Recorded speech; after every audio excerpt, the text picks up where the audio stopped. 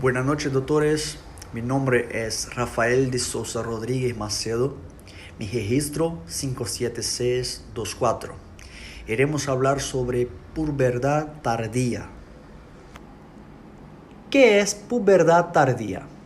Puberdad tardía nada más, nada menos es la maduración del desarrollo sexual. Normalmente acontece más con niños y niñas en su adolescencia. Bueno, es previsto que la pubertad tardía acontece más en niños que tus familiares tienen ya desarrollado ese tipo de enfermedad.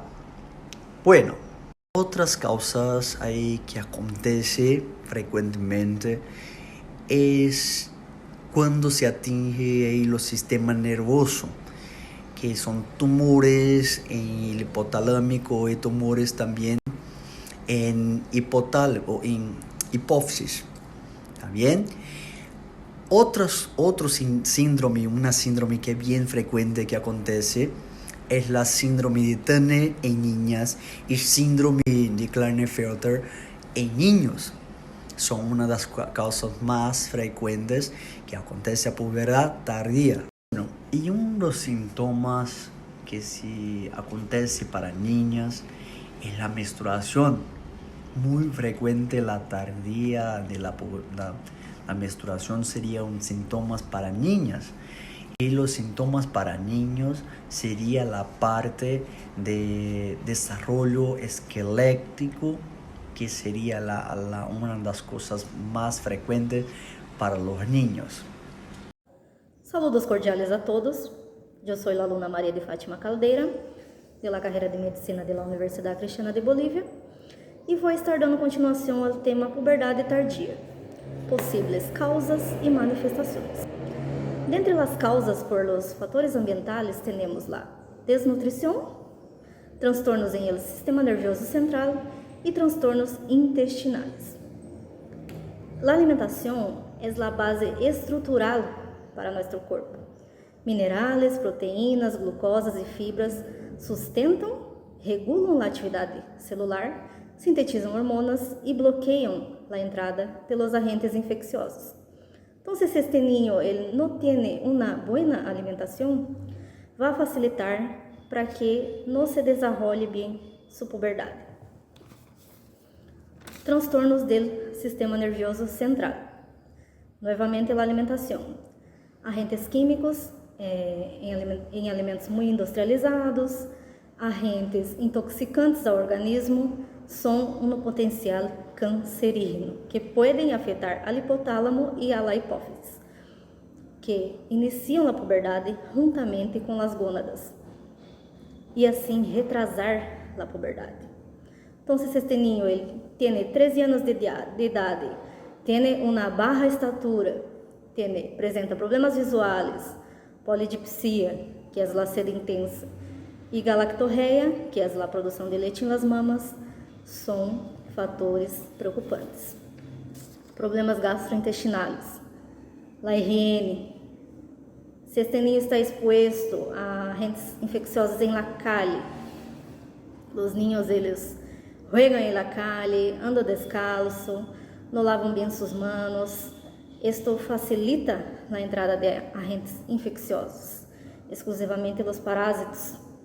Isto pode generar transtornos inflamatórios intestinais e afetar o sistema nervioso central. O diagnóstico.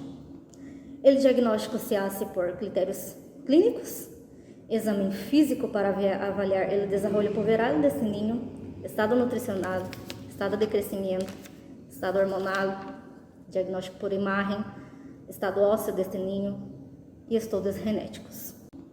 O diagnóstico se hace por critérios clínicos, exame físico para avaliar o desenvolvimento puberal desse niño, estado nutricional, estado de crescimento, estado hormonal, diagnóstico por imagem, estado ósseo deste niño e estudos genéticos. Critérios para o diagnóstico em niñas. Además de las manifestaciones que eu apresentei, las niñas hasta los 16 años vão apresentar ausência de suas mamas e ausência de la menstruação. Critérios para o diagnóstico em niños. Además de las manifestaciones que eu mencionei anteriormente, en los niños no va a haber crecimiento testicular a los 14 años. Hola, mi nombre es Maicon Douglas Díaz da Conceição, estudiante de la Universidad Cristiana de Bolivia. Voy a continuar con nuestro tema, que es la pubertad tardía. Voy a empezar hablando sobre las pruebas hormonales. Se mide la hormona luteinizante, la LH, y la hormona folículo estimulante, la FSH, y testosterona o estradiol. La LH y la FSH son gonadotropinas secretadas por la hipófisis que estimula la producción de hormonas sexuales.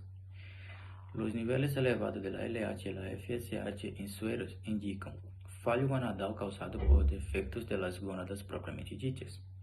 En estos casos, se debe realizar un análisis de cariotipo para investigar el síndrome de Klinefelter en los varones y el síndrome de Turner en las mujeres.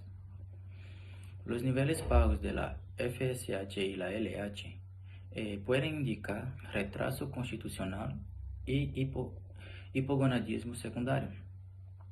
En el retraso constitucional de la pubertad se diagnostica con mayor frecuencia en los varones, en parte que los adolescentes varones están más angustiados si no maduran el mismo ritmo de sus compañeros. Las formas permanentes de hipogonadismo hipogonadotrópico son más probables si hay una falta de respuesta a uno o dos ciclos cortos de terapia con testosterona. Estudio de diagnóstico por imágenes. Cuando el crecimiento es normal, la radiografía para determinar la edad ósea debe ser la primera prueba. La edad ósea se determina a partir de una radiografía de la mano izquierda y pueden proporcionar una estimación del potencial de crecimiento restante, además de ayudar a predecir la altura del adulto. Estudios genéticos. Aproximadamente un tercio de los casos de hipogonadismo hipogonadotrópico son genéticos y el síndrome de Kalman es la causa más frecuente.